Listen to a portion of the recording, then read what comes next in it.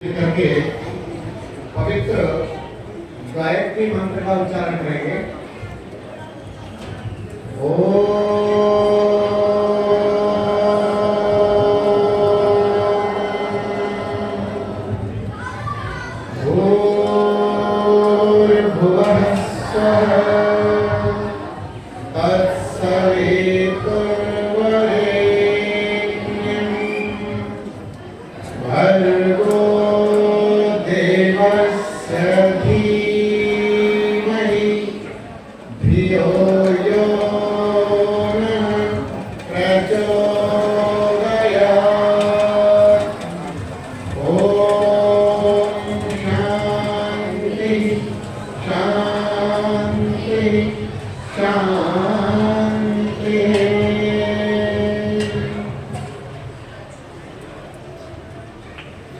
मंचासीन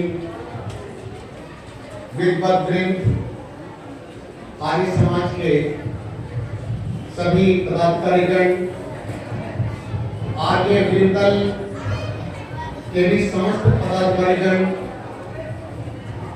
युवा सम्राट, जन जन तक चेतना पहुंचाने वाले, अपनी कथनी और करनी से जाने जाने वाले प्रिय गौतम खट्टर जी, आज हम सभी पावन पर्व मना रहे हैं, नव वर्ष मना रहे हैं। अभी लगभग 2.5 महीना पहले, 2.5-3 महीना पहले आपने एक नव वर्ष और मनाया था, जिसमें बादल छाए हुए थे, भयानक ठंड थी, घर से बाहर निकलना मुश्किल था। तो वो नव वर्ष कैसे हो सकता है?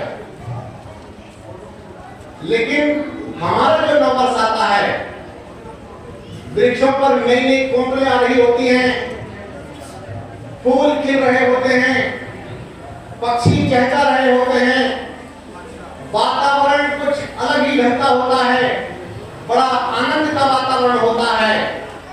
ऐसे समय में आज हम सभी मिलकर के नव वर्ष मना रहे हैं।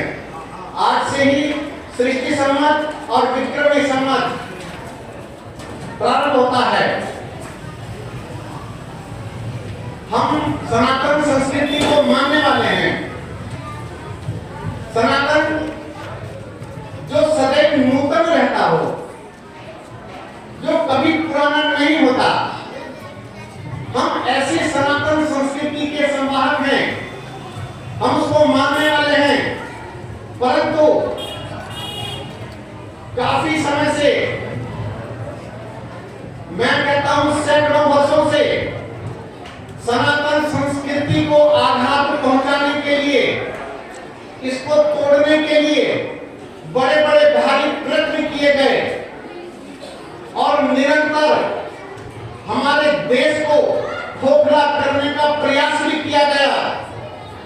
पहले हमारे देश का नाम आर्यावर्त था, आर्यावर्त से भारत आया, फिर हिंदुस्तान, फिर उसके बाद इंडिया, जिसके जो मन में आया, जैसा जिसने चाहा वैसा ही उसको घुमाता चला गया। लेकिन क्यों?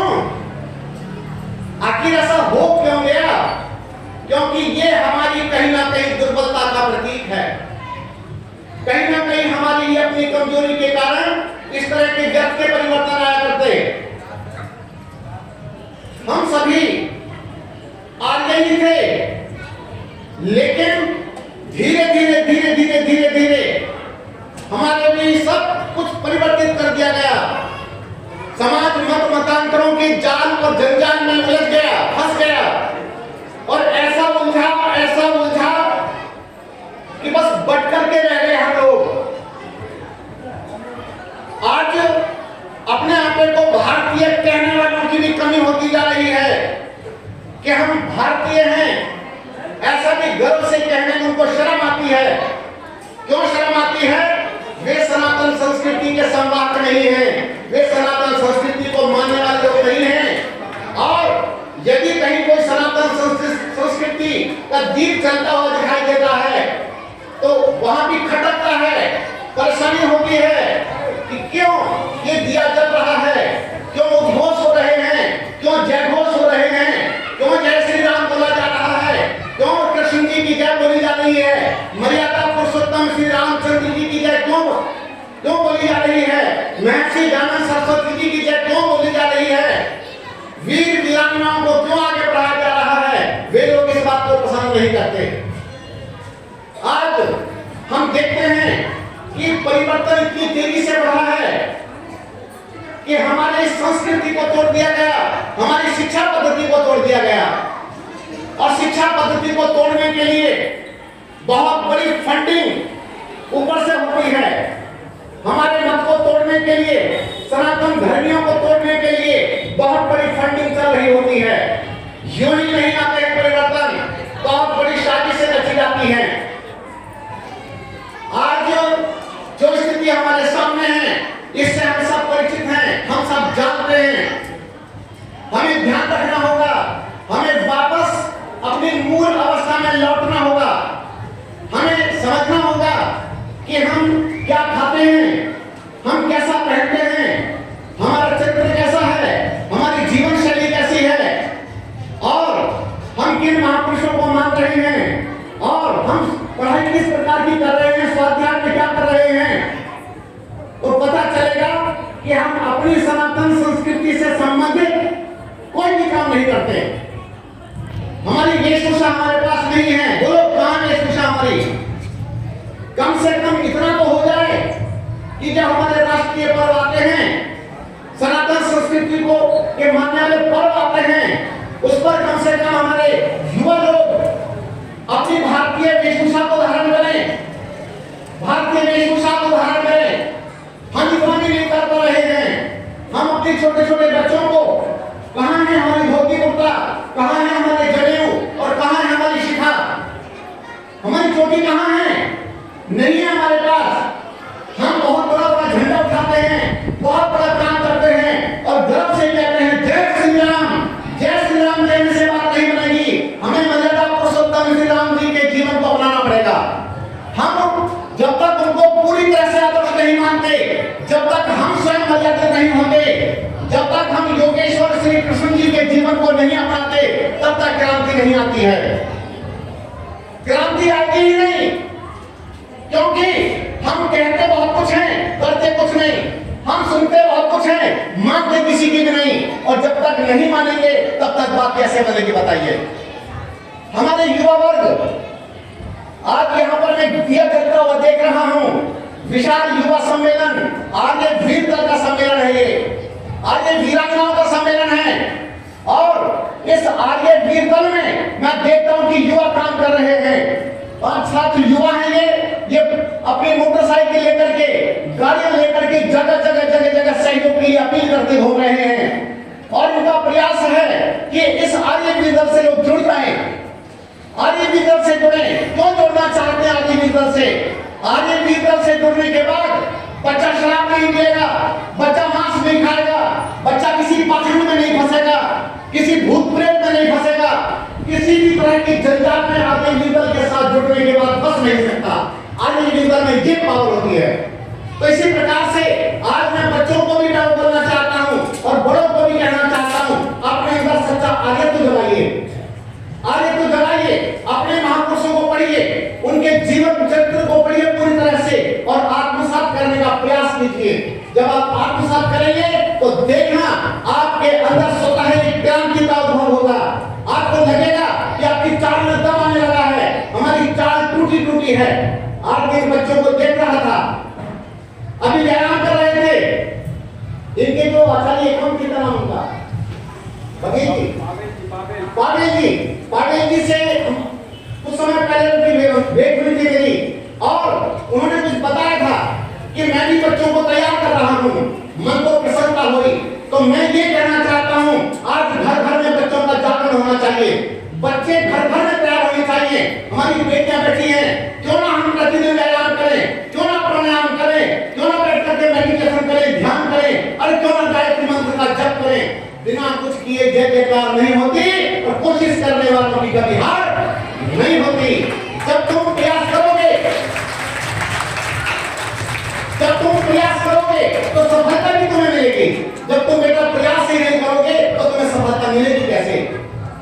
हर दिन प्रयास करना पड़ेगा, हर क्षण तैयार रहना पड़ेगा, हर क्षण जागरूक रहना पड़ेगा।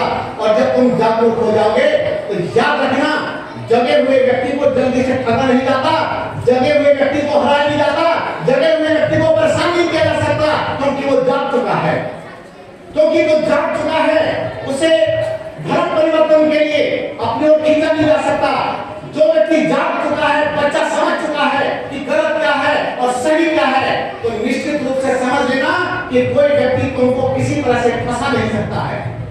आज हमारे बच्चों का धर्म परिवर्तन करवाया जा रहा है, हमारे बच्चों को बहकाया जा रहा है, हमारी बेटियों को बहकाया जा रहा है। क्यों बहकाया जा रहा है? क्योंकि इनके पास में वो शिक्षा नहीं दी जा रही है जिनको चाहिए थी।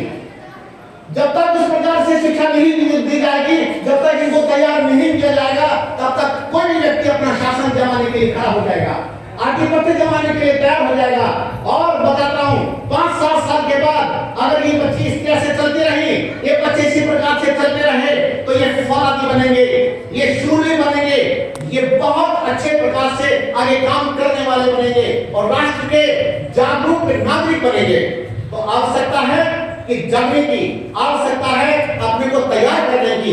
जब तुम अपने आप को तैयार कर लोगे तो देख लेना कि तुम एक नया सूर्य उगता हुआ देखोगे, अपने अंदर नई क्रांति पाओगे।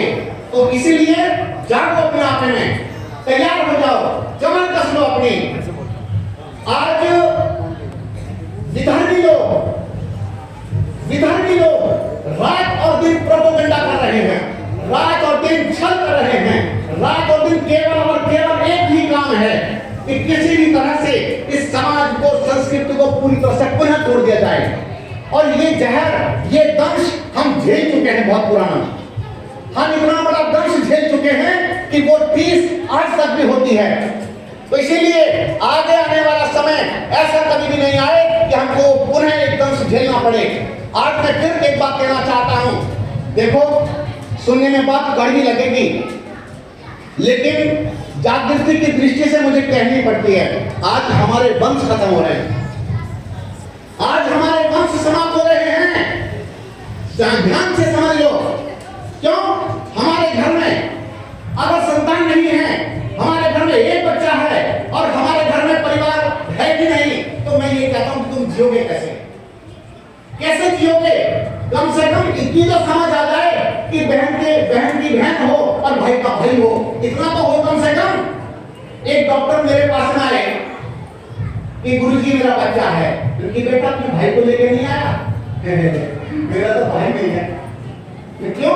बोले मैं तो अकेला हूं। जब वो कह रहा था कि मैं अकेला हूं, उसका जो मुख था, उसका मुखमंडल ऐसे मुरझाया हुआ था, उसकी चेतना नहीं थी। अगर 2-3 भाई चले आते तो यूं चल के आते सीधे। क्यों? भाई पास में खड़ा होता है तो दम होता है, और तुम्हारे पास में दम निकला पड़ा है। मैं आपको बता देना चाहता हूं, मेरे पास एक भाई है अभी, दीपक शर्मा। किसी भी समय, कभी भी किसी भी समय आवाज दे दो तो सीधा भाई खड़ा होगा, मेरे पास मिलेगा। और अगर ये मुझे आवाज दे तो मैं उसके पास वही पहुंचूंगा, किसी भी परेशानी में हो। तो ये होता है भाई।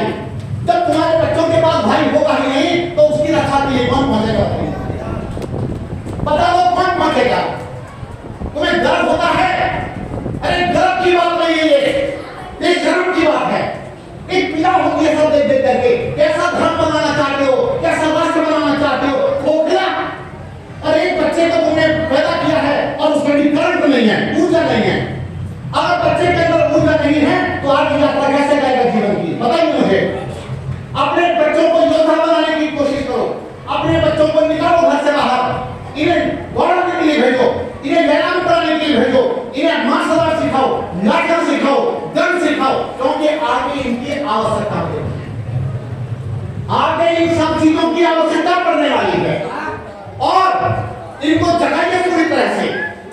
बच्चों के अंदर चेतना के स्वर लाइए, बच्चों के अंदर ऊर्जा भरिए। ये किसी भी तरह से दुर्बल नहीं रहने चाहिए, कमजोर नहीं रहने चाहिए।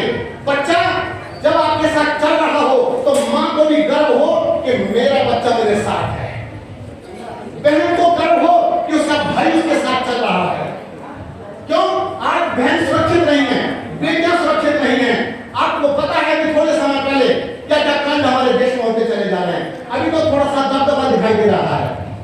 दबदबा दिखाई दे रहा है।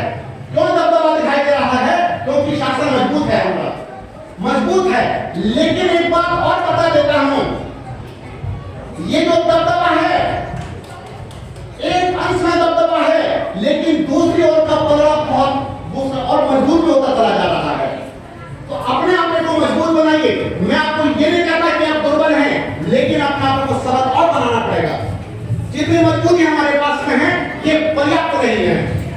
अपने आप को तैयार कीजिए, बच्चों को गुरुकुल की ओर भेजिए, बच्चों को गुरुकुल में पढ़ाइए। और एक गौरव की बात बताता हूं, जब आपकी बेटियां गुरुकुल में पढ़ती हैं तो थोड़ा सुरक्षा भी होती है। बच्ची वहां अस्त्र शस्त्र सीखती है, पूरी तरह से तैयार होती है। और गुरुकुल में पढ़ी हुई बच्ची को, गुरुकुल के पढ़े हुए ब्रह्मचारी को, विद्वान को जल्दी से कोई व्यक्ति बहका नहीं सकता। अगर बहकाने की बात करेगा तो उल्टा बहक जाएगा, उल्टा ही समझा देंगे। मेरे प्रिय खट्टर जी, इनके सामने कोई भी व्यक्ति आ जाए, मैं अपनी ओर से भी कहता हूं क्योंकि मैं इनकी वीडियो देखता रहता हूं, इनके सामने आकर के कोई बैठ जाए, पता है उल्टा ही अपने बदल देगा सब कुछ, बोले मैं आपके साथ खड़ा हूं। तो इसीलिए आवश्यकता है अपने अंदर चेतना भरने की और अपने बच्चों का सर्वांगीण विकास करने की। अगर सर्वांगीण विकास आपका हो गया, अगर सर्वांगीण विकास आपके बच्चों का हो गया, तो मैं कहता हूं कि आपने बहुत बड़ी जंग जीत ली, बहुत बड़ा काम कर लिया। तो मेरा फोकस बच्चों के ऊपर है, मेरा फोकस अपने जो बड़ी आयु के लोग हैं इनके ऊपर भी है, क्योंकि जो जिस योग्य हैं वे उस आयु के हिसाब से बच्चों को तैयार करें, बच्चों के लिए समय दें। और एक बात आप सुन लीजिए, जो बच्चे हमारे घर में रहते हैं केवल वही बच्चे हमारे नहीं हैं। मैं ये कहता हूं अगर कोई झुग्गी झोंपड़ी में भी रहता है वे बच्चे भी अपने ही हैं। सारा परिवार हमारा है, सारा संसार हमारा है। वसुधैव कुटुंबकम की भावना से आगे बढ़ो, क्योंकि आर्य समाज को मानने वाले, वैदिक सिद्धांतों को मानने वाले अपने को पूरे विश्व का सिरमौर मानते हैं। पूरा विश्व हमारा है, क्योंकि यहाँ पर छत्रपति राज हुआ करते थे, छत्रपति शासक हुआ करते थे। और पूरे विश्व भर हमारे जो भारत था ये विश्व गुरु कहलाता था। क्यों विश्व गुरु कहलाता था? पूरे संसार के लोग भारत में पढ़ने आया करते थे। नालंदा विश्वविद्यालय में पूरी दुनिया के लोग आया करते थे पढ़ने के लिए। और एक तो यूनिवर्सिटी हमारे पास में नहीं थी, ऐसी बहुत सारी यूनिवर्सिटी हमारे पास हुआ करती थी। तो अपने को जागरूक कीजिए कि सनातन संस्कृति को, अपनी पुरातन संस्कृति को हम खो ना दें, अपनी विरासत को खो ना दें। देखो एक बात बताएं, जो व्यक्ति पढ़ता नहीं है उसको जानकारी प्राप्त नहीं होती। अगर आप पढ़ेंगे, अपने घर में एक नियम बना लें, एक विस्फोटक ग्रंथ है, विस्फोटक ग्रंथ, पता कौन सा है? वो ऐसा विस्फोटक है जिस किसी ने उसको पढ़ लिया, एक बार पढ़ लिया और पढ़ने के बाद फांसी का फंदा भी अगर गले में लगाना तब भी मुस्कुरा रहा है। और भारत माता की जय उद्घोष कर रहा है फांसी के फंदे पर भी। वो है अमर ग्रंथ सत्यार्थ प्रकाश। अमर ग्रंथ सत्यार्थ प्रकाश को आज जो प्रारंभ से लेकर के अंतिम तक एक बार नहीं बार बार पढ़िए, क्योंकि एक बार में तो पूरा समझ में भी नहीं आता है। जब बार बार पढ़ेंगे तो सारी परतें खोल के रख देगा। तो इसी प्रकार से ऋग्वेदादि भाष्य भूमिका, सत्यार्थ प्रकाश, जो ऋषियों के ग्रंथ हैं, उपनिषद, दर्शन आदि, ये अपने घर में ला करके रखो। हाँ, घर में क्या आता है? वो आती है सरिता, सलीम, और पता नहीं कौन कौन सी उटपटांग मैगजीन आती है घरों में। ऐसे ऐसी बकवास मैगजीन आती हैं और ऐसे ऐसे बकवास प्रोग्राम आपके बच्चे देख रहे हैं। छोटे छोटे बच्चों के हाथ में मोबाइल घुमाए हुए हैं। आपको मैं बता देना चाहता हूं, मुझे एक बात बताइए, क्या आपने गारंटी ले रखी है कि जो बच्चा मोबाइल देख रहा है उसमें गंदे चित्र नहीं आएंगे? ये भी बेहुदियां लड़कियां, बेहुदे लड़के ये भद्दे भद्दे वस्त्र पहन करके उसमें गंदी गंदी रील बना करके डाल रहे हैं और उनको प्रमोट करने पर लगे रातों दिन। क्यों कर रहे हैं ऐसी चीजों को प्रमोट? आपको मैं बता देना चाहता हूं, मैंने एक आंदोलन की शुरुआत की थी जिसका नाम था युवा की युक्ति रक्षा आंदोलन। देश के बेटी और बेटियों को बचाने के लिए हमने इस आंदोलन की शुरुआत की थी। हम सामने खड़े होने लगे थे। क्यों? ये अश्लील वेबसाइट, अश्लीलता जितनी भी परोसी जा रही है, नग्नता जितनी परोसी जा रही है, ये सब समाप्त होनी चाहिए। क्योंकि अगर ये समाप्त नहीं होगी तो हम समाप्त हो जाएंगे, हमारे बच्चे समाप्त हो जाएंगे।